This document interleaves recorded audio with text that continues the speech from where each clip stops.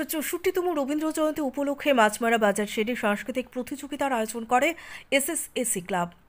বিশ্বের সর্বশ্রেষ্ঠ আসনে কবিগুরু রবীন্দ্রনাথ ঠাকুরকে স্মরণ করে 8ই মে বুধবার ভোর 5টা থেকে কবিগুরু রবীন্দ্রনাথ ঠাকুরের জন্মজয়ন্তী উপলক্ষে মাছমারা এসএসএসি ক্লাব কর্তৃপক্ষ বিভিন্ন এলাকার কচিকাঁচা সহ স্কুল পড়ুয়াদের মধ্যে শারীরিক ব্যায়াম, আর্ট প্রতিযোগিতা, কবিগুরু রবীন্দ্রনাথ ঠাকুরের লেখা বিভিন্ন বিষয়ের বাংলা সংস্কৃতির উপর প্রতিযোগিতার আয়োজন করে।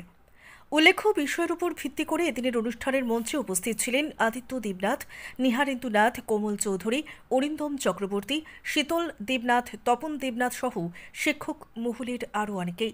এদিনের প্রতিযোগিতামূলক কর্মসূচিকে কেন্দ্র করে বিচারকদের আসনে বসানো হয় শিক্ষক মহলের 3 জন শিক্ষক। তারা হলেন কমল চৌধুরী, অরিন্দম চক্রবর্তী, তাপস দেবনাথ। প্রদীপ প্রজ্বলন করে অনুষ্ঠানের শুভ উদ্বোধন করেন এলাকার বিশিষ্ট নাগরিক শান্তিমণি চাকমা। মঞ্চে কবিগুরু রবীন্দ্রনাথ ঠাকুরের জন্ম থেকে শুরু করে জীবন কাহিনী নিয়ে আলোচনা রাখেন শিক্ষক নিহারেন্দু নাথ। তিনি আলোচনা করতে গিয়ে বললেন, আমাদের শিশুদের মধ্যে পুনরায় কবিগুরু রবীন্দ্রনাথকে ফিরে পেতে হলে প্রত্যেক শিশুদের অভিভাবকদের সচেতন হতে হবে।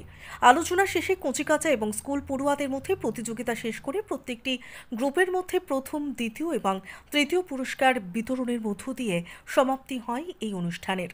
এদিনের অনুষ্ঠানে মাছমারা এসএসএসি ক্লাব কর্তৃপক্ষ কচিকাঁচাদের হাতে উন্নত মানের পুরস্কার তুলে দিতে পেরে অনেক আনন্দিত হয়েছে তারা।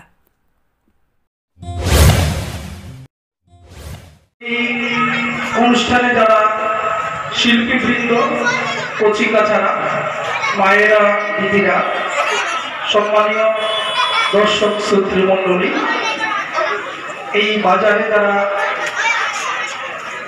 ব্যবসায় ব্যস্ত আছেন, যারা ক্রেতা বিক্রেতা, সকলকে আমি আমার সশ্রদ্ধ প্রণাম নিবেদন করছি। আজকের এই দিনে আমরা যে ব্যক্তির কথা, যে মানুষটির কথা, যে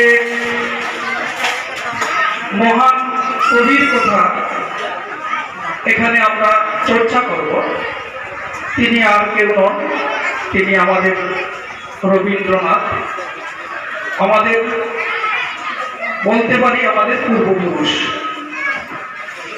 কবিগুরু রবীন্দ্রনাথ ঠাকুর